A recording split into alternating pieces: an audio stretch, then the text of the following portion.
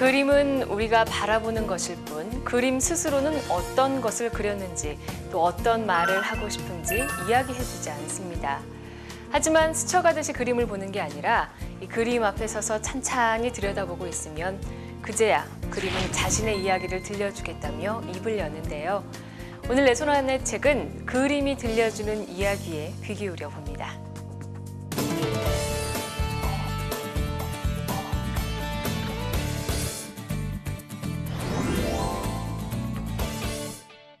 혹시 천사나 악마를 보신 적 있으신가요? 우리는 실제로 본 적은 없지만 천사는 커다란 날개를 가진 모습으로 그릴 수 있고 악마는 머리에 뿔을 단 모습으로 그릴 수 있는데요. 우리는 어떻게 본 적도 없는 천사와 악마를 그릴 수 있는 걸까요? 그것은 바로 예술가들이 남긴 수많은 명화 때문인데요.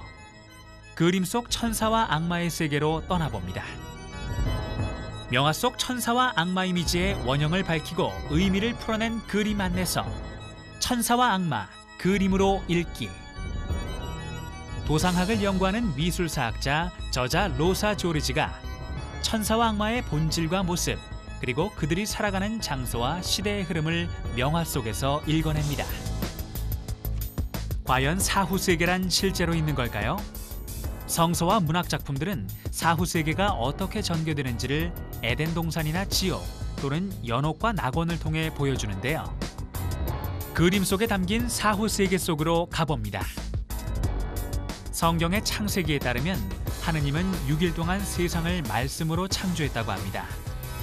첫째 날에는 빛을, 둘째 날에는 궁창을, 그리고 남은 날 동안 여러 동식물과 사람을 만들었습니다.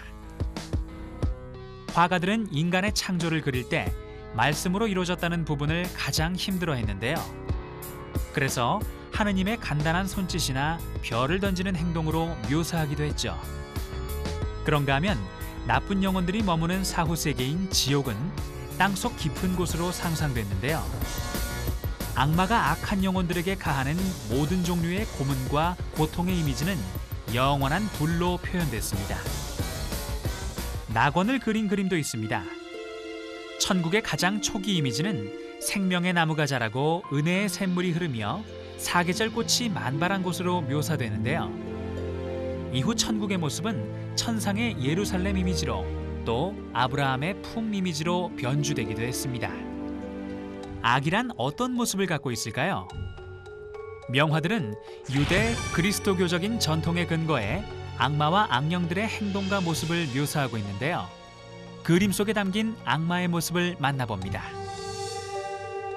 루시퍼나 사탄 또는 마왕으로 불리는 악마는 염소의 뿔과 꼬리 그리고 손과 발에 갈퀴가 있는 반인 반수의 모습으로 그려지는데요. 라파엘로가 그린 악마 역시 개의 얼굴과 용의 뿔을 가졌고 털이 달린 날개를 가지고 있습니다.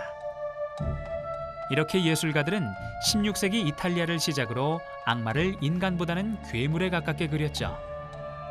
그런가 하면 단테의 신곡에서 사탄의 명령에 따라 지옥문을 지키는 케르베로스와 카론도 악의 상징으로 잘 그려져 있는데요. 케르베로스는 주로 머리가 두세 개 달린 사나운 개로, 카론은 불타는 눈을 가진 늙은이로 표현됐습니다. 그렇다면 그림 속에 나타난 천사의 이미지는 어떨까요? 성서 이야기 속에 등장하는 다양한 천사들의 모습을 그림으로 만나봅니다. 천사의 고대 이미지는 초기 기독교 시대에서 찾아볼 수 있는데요. 처음에는 인간의 모습처럼 묘사되지만 점차 날개가 달린 형상으로 바뀌고 나중에는 종류와 나이에 따라 다르게 표현됐습니다. 천사는 보통 성인 남성으로 묘사됐는데요.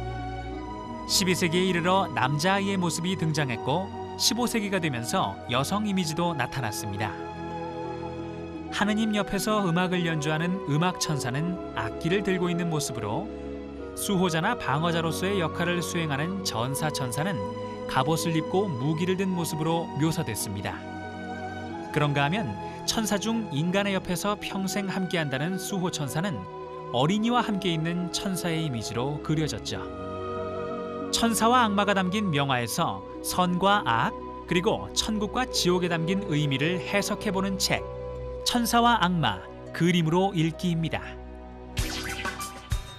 죽음의 기술인 아르스 모리엔디는 그리스도교적 관점에서 본 죽음에 대한 도상학적 주제로 중세 마렵에 등장했다.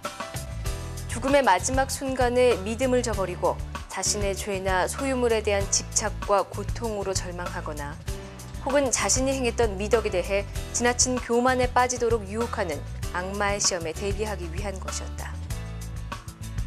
아르스 모리엔디는 죽음의 기술이란 뜻의 라틴어인데요. 죽는 순간을 묘사한 그림을 의미합니다. 마지막 심판을 받는 순간에 영혼이 구원을 받을 수 있을지 아니면 지옥불에 빠질 수밖에 없는지를 그림으로 표현한 건데요. 아르스 모리엔디는 이 죽음의 순간을 넘어 인생을 살면서 어떻게 사는 것이 잘 살고 또 못 사는 것인지에 대해 이야기해 줍니다.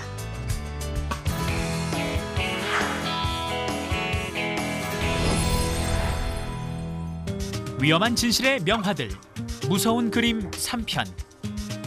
와세다 대학에서 독일 문학과 서양 문화서를 강의하며 다양한 저술 활동을 하고 있는 저자 나카노 교코가 무서운 그림들을 둘러싼 섬뜩한 뒷이야기를 전합니다. 보티첼리가 그린 비너스의 얼굴은 오른쪽 절반과 왼쪽 절반이 놀랄 정도로 다릅니다. 빛을 받아 밝은 오른쪽은 무구하고 사랑스러운 표정이고 그늘진 왼쪽은 마치 딴 사람처럼 침울한 표정입니다.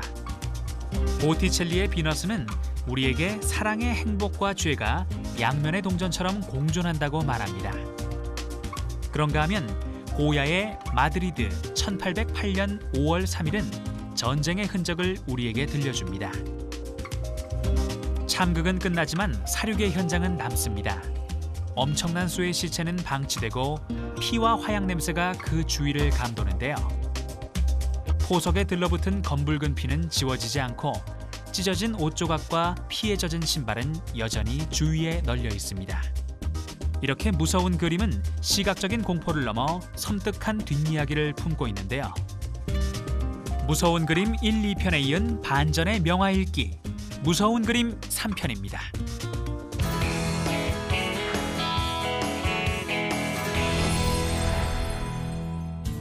무용수의 춤사 위에 활기를 불어넣는 열정의 색채, 고갱, 타히티의 춤추는 여인들. 독일 청소년 문학상 수상에 빛나는 저자 수잔나 파르치와 미술교육학부에서 강의를 하고 있는 저자 로즈마리 차허가 춤을 주제로 한 그림과 고갱의 열정적인 색채 마술을 다룹니다. 고갱은 문명과 규칙에 얽매이지 않는 그림을 위해 평생 여행을 하며 살았는데요. 첫 번째 여행지 브루타뉴에서 그는 색채 구성을 연구하는 첫걸음을 내딛습니다. 등장인물들의 동작은 밋밋하게 표현했지만 색의 밝고 어두움을 이용해 적절하게 배치했는데요. 설교 후의 환상은 브루타뉴 특유의 문화가 어우러진 고갱만의 과감한 색채를 드러냅니다. 아르에서 함께 지내던 고흐와 헤어진 후 고갱은 모든 것을 버리고 남태평양 타히티 섬으로 떠나는데요. 고갱은 타히티에서 만난 원주민들의 예술과 삶을 너무나 사랑했습니다. 그래서 타히티 섬의 아름다운 풍경과 원주민 처녀들을 그림으로 많이 남겼는데요. 안타깝게도 고갱의 이색적인 작품들을 파리 화가들은 거들떠보지도 않았습니다. 고갱이 히바오아 섬에서 쓸쓸하게 죽은 후에야 프랑스 미술계는 그의 작품에 열광했죠. 고갱의 과감한 도전과 기발한 발상이 만들어낸 새로운 예술 세계, 고갱, 타히티의 춤추는 여인들입니다. 어떤 예술이나 마찬가지겠지만 그림 역시 이야기를 담고 있습니다. 이 그림을 그렸던 그 시대 특유의 상식과 기후, 또 그 지역의 문화, 그리고 화가가 하고 싶었던 이야기가 그림 한 폭에 담기기 때문인데요. 그림 속에 담긴 이야기를 알면 그림이 좀 더 매력적으로 느껴지겠죠?